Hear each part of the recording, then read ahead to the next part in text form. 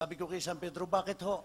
Sabi ni San Pedro, yang basong may laman langis, yan ang langis ng buhay mo. Ganon. Pag naubos ang langis sa baso, patay ka na. Ayun po lang buhay ng tao. Kay kukunti na ang laman. O kung tinalakis mo.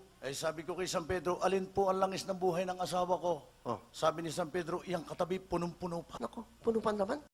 Di pala ako'y mauuna. Sigurado kukunti na sa'yo eh. Aba, yung asawa ko'y miski yun ay luka, yun ay may tsura. Oh. Di pag ako'y nauna, di yun ay may tutungit doon. Uy, tarantado ka, luka na, may tutungin pa. Kaya ang ginawa ko'y dinaya ko si San Pedro. Ano dinaya mo? Ang ginawa ko'y sinasalo ko ng kamay yung baso ng aking asawa.